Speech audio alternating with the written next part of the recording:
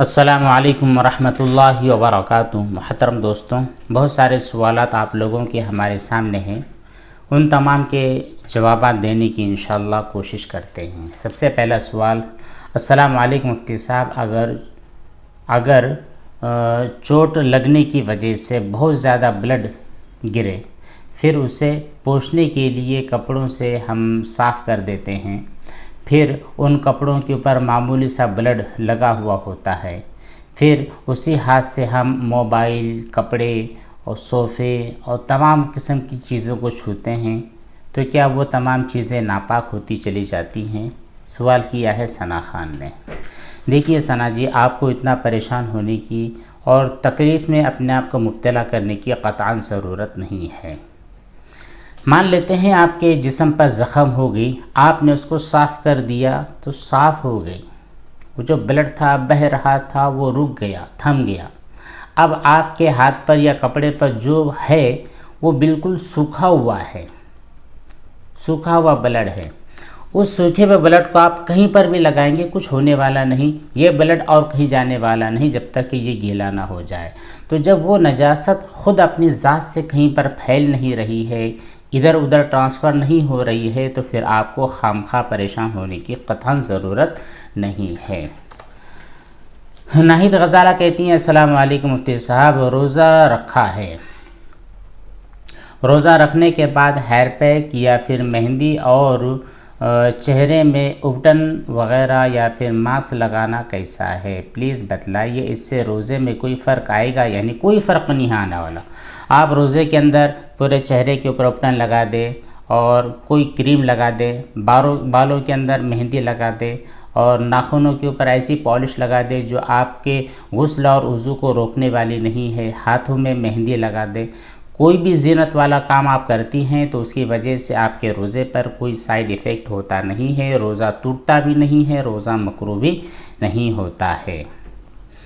اسی طرح اگر آپ نے جو ناخن تھے ان ناخنوں کو آپ نے تراشا ہے، بدن کے جو زائد بال ہوتے ہیں ان زائد بالوں کو نکال دیا ہے، تب بھی آپ کے روزے پر کوئی فرق پڑنے والا نہیں ہے۔ ابراہیم حسین کہتے ہیں، جی ہمارے گھر میں ہم نے ایک آدمی سے پودے منگوائے، ہمارے گھر میں ایک آدمی سے ہم نے پودے منگوائے جو کہ کبھی کبھی ہمارے گھر میں کبھی کام کرنے کے لیے آتا ہے، پھر وہ سڑک پر جو پودے لگے ہوتے ہیں انہیں اٹھا لاتا ہے، تو کیا یہ چوری ہے اور اللہ پاک کے گھر چوری میں لکھا جائے گا ان پودوں کو اگر ہم گھر میں رکھتے ہیں؟ دیکھیے، وہ آدمی جس سے آپ نے پودا وغیرہ منگوایا ہے وہ بعض دفعہ ایسی جگہ سے لاتا ہوگا جہاں پر لوگوں کو لینے کی اذن عام ہے، جیسے جنگلات ہوتے ہیں، روڈ کے کنارے پر بڑے بڑے جو درخت ہوتے ہیں ان درختوں کے بیج گرنے کی وجہ سے واپس نئے پودے جو آ جاتے ہیں، ایسے جو پودے وہ آدمی آپ کے گھروں میں لاتا ہے تو یہ لانا چوری نہیں ہے، اس کی وجہ سے آپ اللہ کے باغی شمار نہیں ہوں گے۔ لیکن اگر آپ کسی کے خود کے اس کے کمپاؤنڈ میں سے اٹھا کر لاتے ہیں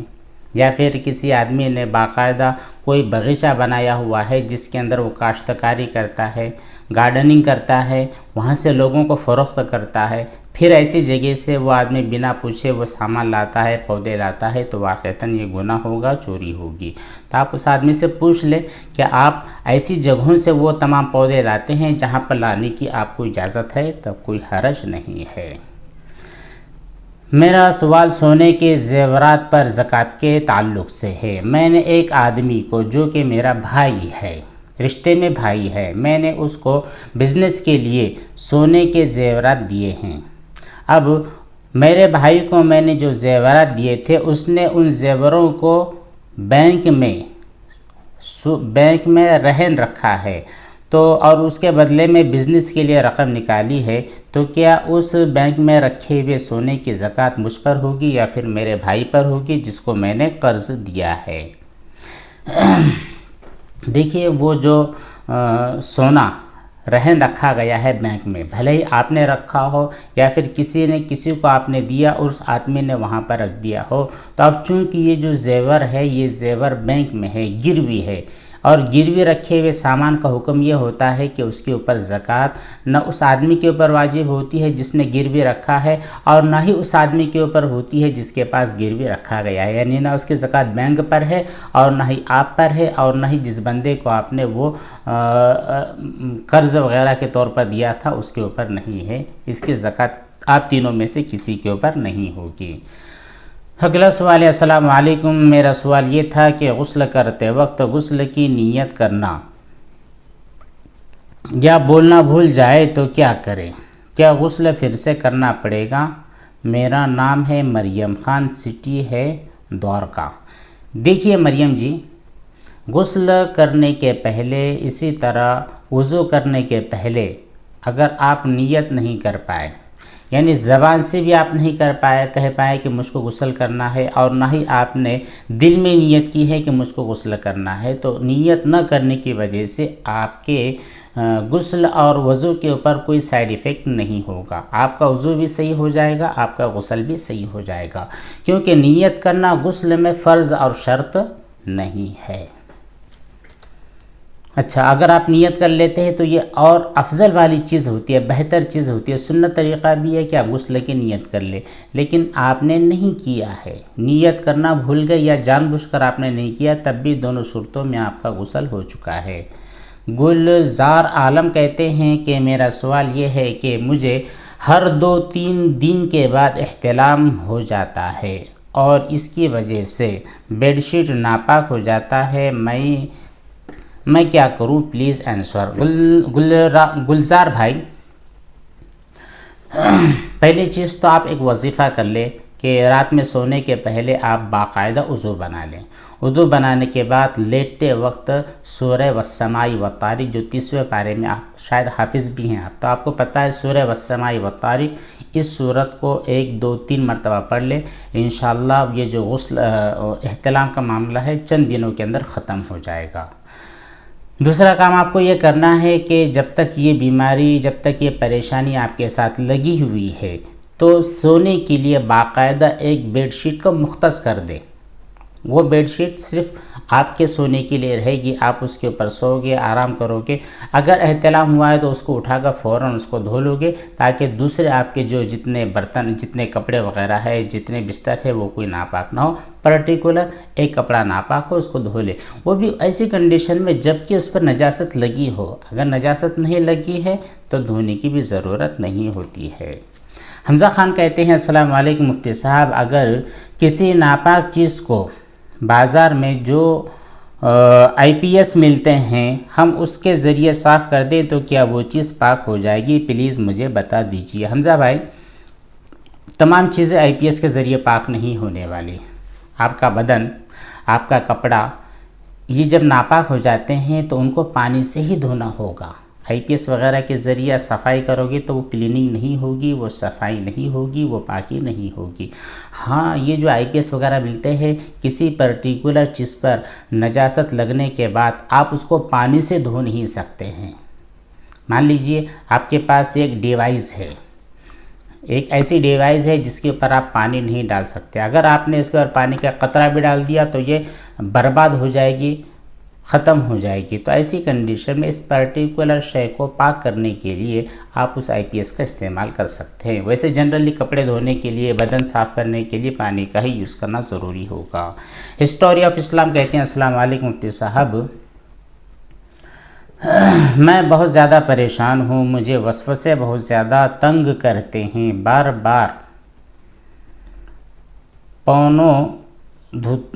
بار پاؤں دھوتی رہتی ہوں،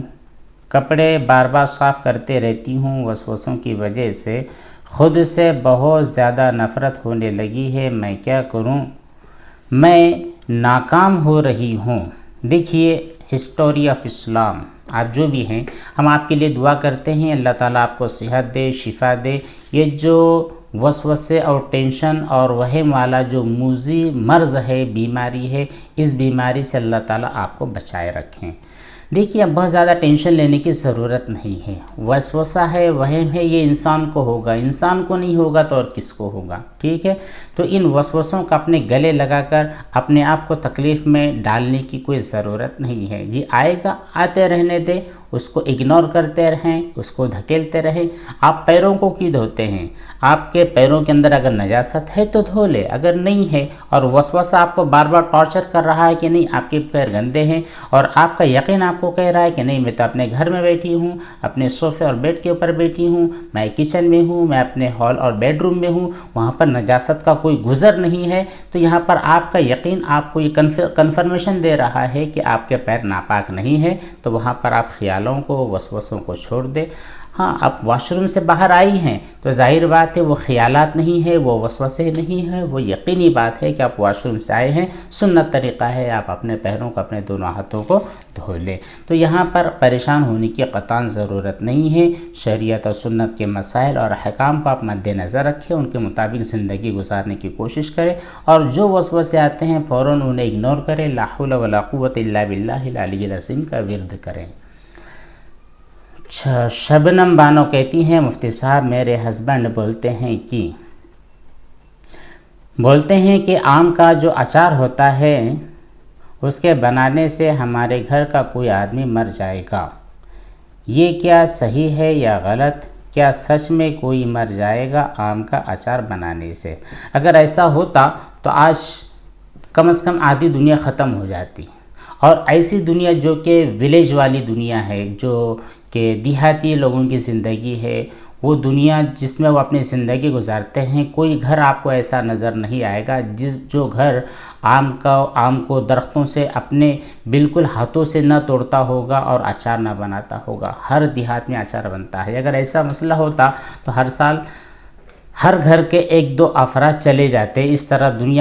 آدھی دنیا کا خاتمہ ہو جاتا، جو کہ سراسر غلط ہے۔ یہ لاجیکلی بات نہیں ہے، عقل میں آنے والی بات بھی نہیں ہے، اس لیے آپ اپنے شوہر کی بات کو چھوڑ دیں، اگنور کر دیں۔ ہو سکتا ہے انہوں نے آپ سے ہنسی مذاق میں کوئی بات کہی ہو، بہت زیادہ دل پر لینے کی کوئی ضرورت نہیں ہے۔ رحمت خاتون کہتی ہیں السلام علیکم مفتی صاحب، میری ایک سوال ہے۔ میرا ایک سوال ہے کہ ناپاکی اگر کھانے میں گر جائے تو کھانا کپڑے میں لگ جائے تو کیا کپڑا ارے بھائی آپ کا کھانا ہی ناپاک ہو چکا ہے تو وہ کیا کپڑے پہ لگے، کیا برتن پہ لگے، تمام چیزیں ناپاک ہو جائے گی۔ اب آپ نے جو بات کہی ہے کہ کھانے میں ناپاکی گر گئی ہے، تو پہلے آپ یہ میک شور کرے کہ وہ جو کھانے میں ناپاکی گری ہے کون سی قسم کی ہے، کیونکہ بہت ساری مرتبہ کیا ہوتا ہے کہ لوگ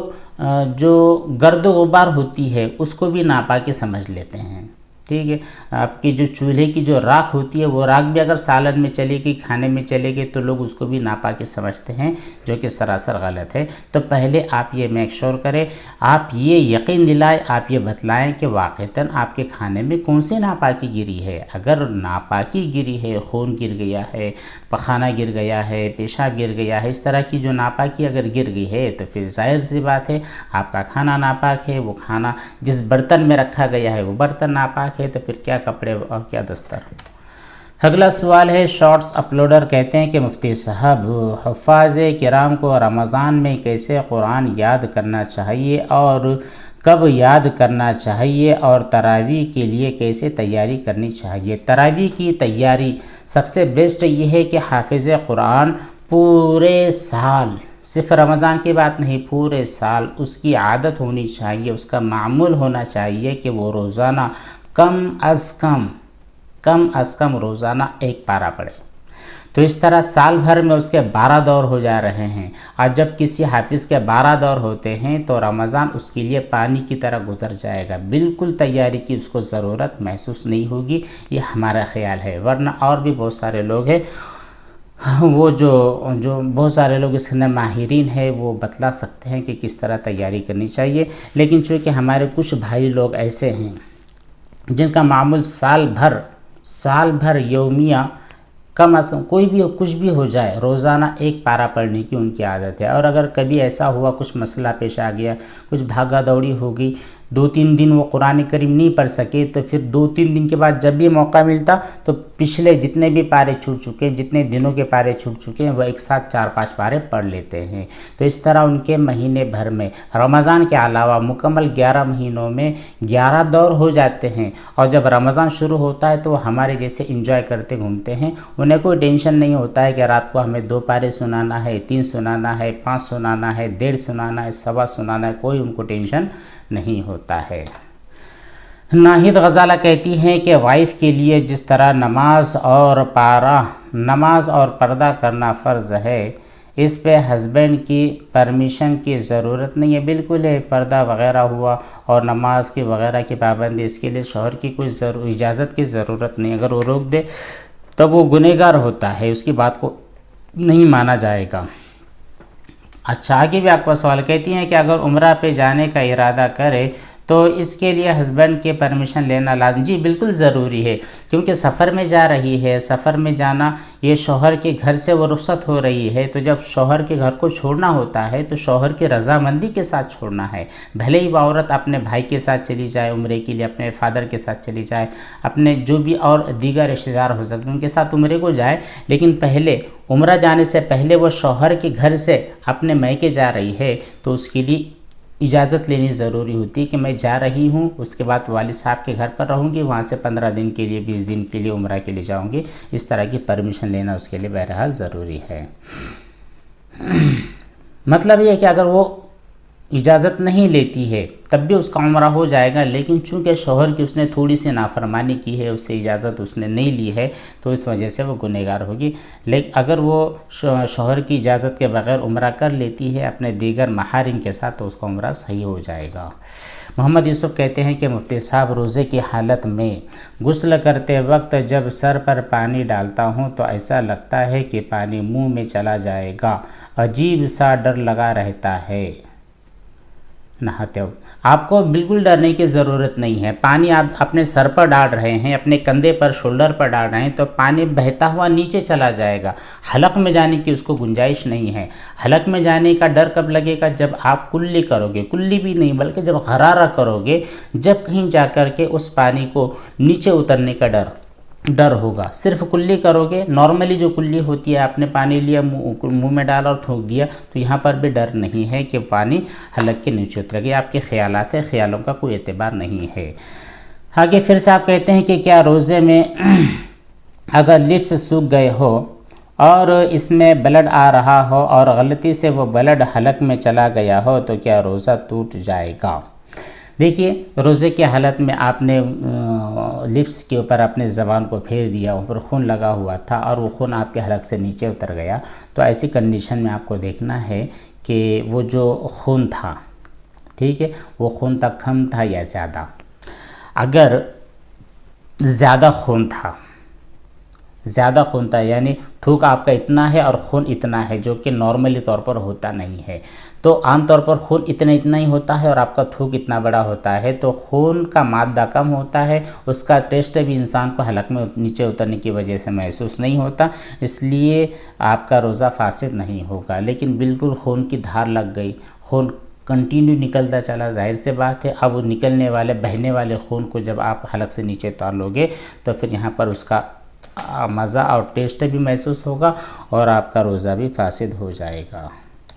बस इतने ही काफ़ी सवालात हो चुके हैं। इसके अलावा और जो चीज़ें इंशाअल्लाह अगली नशिस्त में, अगली मजलिस में ज़रूर बयान किए जाएंगे। अल्लाह अमल की तौफीक बख्शे। वस्सलामु अलैकुम।